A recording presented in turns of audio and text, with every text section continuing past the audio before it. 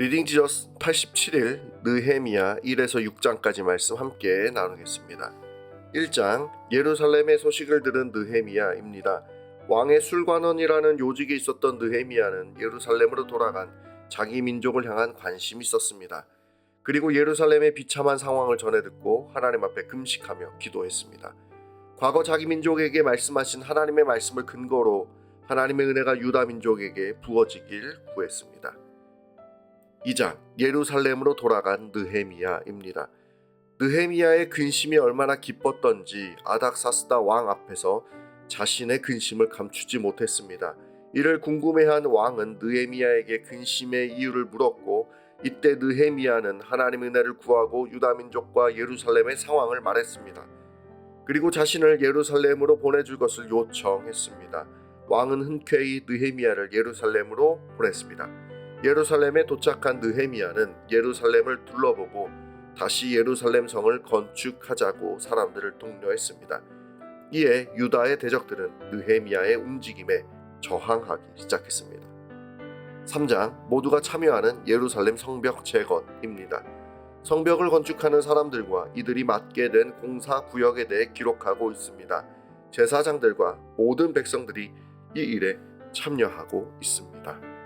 4장 성벽 공사 중 찾아온 외부의 문제입니다. 유다 백성들이 성벽을 쌓고 자리를 잡는 것에 대해 불안함을 가지고 있었던 산발랏과 도비아는 성벽 건축을 방해하기 시작했습니다.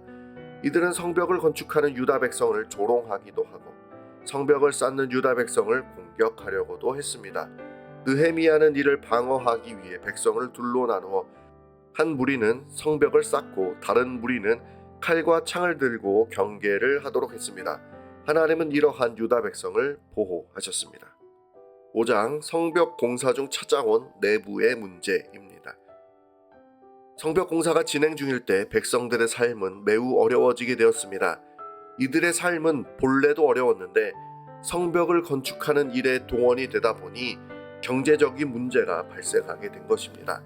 그런데 더 큰 문제는 이러한 어려움 가운데 있었던 사람들이 살아가기 위해 양식을 꾸는 일이 발생하게 되었고, 부자들이 이를 이용해 가난한 백성들의 가정과 삶을 초토화시킨 것입니다.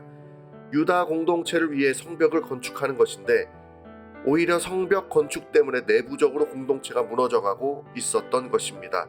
느헤미야는 이를 가만히 두고 볼 수가 없었기 때문에 백성들의 지도자들을 불러 모아 꾸짖고 이자를 받지 않게 하고 이자로 가지고 간 것들을 돌려주도록 했습니다. 느헤미야 역시 자신이 유다의 총독으로 있는 기간에 아무런 녹을 받지 않았다고 말하며 자신의 형제인 이스라엘 공동체를 위해 최선을 다하고 있음을 알아달라고 하나님께 은혜를 구했습니다. 6장 느헤미야를 향한 계속되는 공격입니다. 산발랏과 도비아 등 유다인들의 원수들은 계속해서 느헤미야를 흔들었습니다. 그를 죽이려는 계획을 세우기도 하고 유다인들이 반역을 꾀한다는 거짓 소문을 내서 페르시아 제국의 미움을 사게 하려 하기도 했습니다. 계속해서 이들은 느헤미야에게 협박을 하면서 그가 예루살렘과 유다 백성들을 견고하게 세우는 일에 방해를 했습니다. 심지어 원수 도비아와 내통하는 유다인들도 있을 정도였습니다.